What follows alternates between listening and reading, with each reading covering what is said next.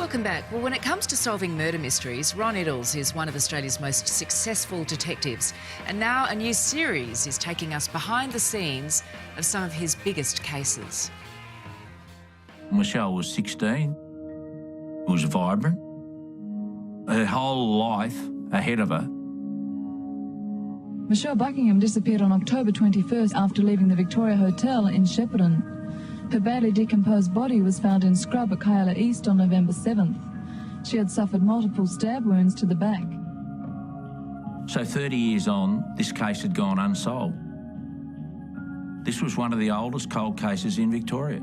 I don't think that I've ever investigated a homicide where the person responsible has not told someone. There'd been some information passed through to Crime Stoppers and that a man had rung the police station looking for me.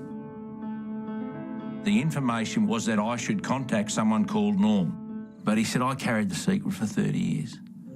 An ounce of information is worth a ton of investigation. It is so true, isn't it? The cases in this series are intriguing, they're shocking. It is called The Good Cop, and the man himself, Ron Iddles, joins us now. Ron, good morning to you. Good morning. You're a very familiar face because you've spent the past 25 years as a detective investigating these very high-profile, many of them, cases. Take us back, though, first up, about why you wanted to get into this field, into being an investigator, into a detective. Well, would you believe it? I used to watch Homicide, the original Crawford production, and I thought that's fascinating. It's like a big jigsaw puzzle. You can solve a crime in an hour, and that's where I wanted to go. But then when I got there, I realised it takes a lot longer than an hour to solve it. Yeah, it only took an hour. It can take years, can't it? Well, you've solved more than, I believe, 320 murder investigations during your career. Your conviction rate is 99%, which is phenomenal, I would have thought. What was that 1%? Oh, there's out of the 320, there might be 10 or so that I didn't solve, and the conviction rate, I lost 3 trials. But each of those 3 trials, at the end, I went up and I shook the accused by the hand and I said, you've got the biggest break in your life and I wish you all the best. Did you? 2 of those are now deceased and one's now a drug addict because I don't think they can actually live with what they've done. Fascinating. And the cases, I mentioned the high-profile nature of them, and they include the murder of the ABC journalist Jill Meagher. That was one of the cases that you were involved in, and also the real estate agent Laurel Macon, who was killed in terrible circumstances. Is there a particular case of all of them that really sticks with you? Oh, I guess maybe the very first homicide that I did, which was a lady who died in a bookshop in Thornbury in July 1980.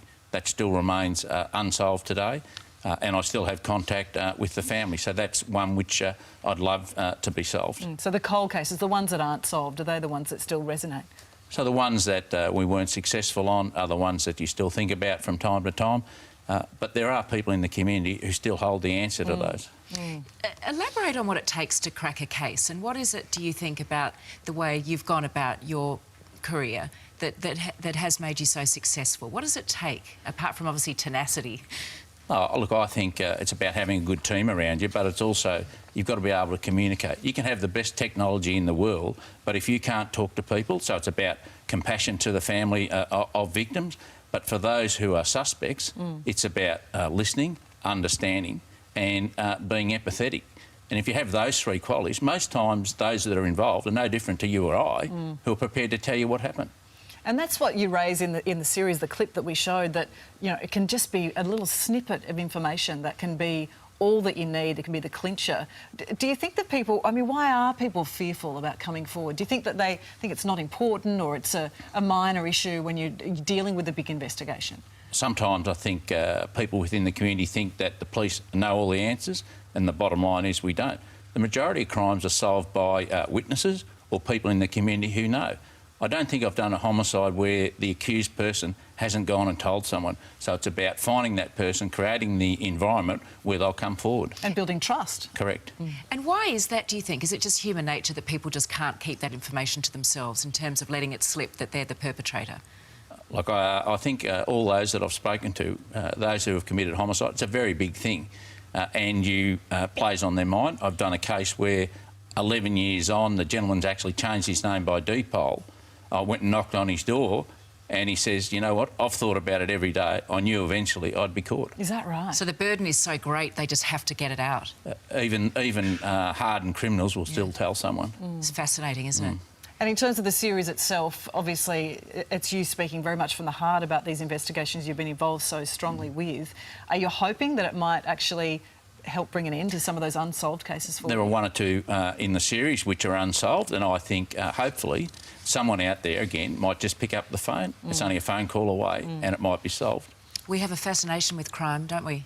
We do, and we've seen recent podcasts with 27 million people following them. So, Yeah. yes, true crime is fascinating. Yeah, Well, it is. congratulations on what is a stellar career, and we're very much looking forward to this series. Thank you for your time this morning. The Good Cop starts on Foxtel's Crime and Investigation channel on Thursdays from January the 31st at 7:30. Yeah, and what an absolutely stunning rate of success you've had. Great to meet you.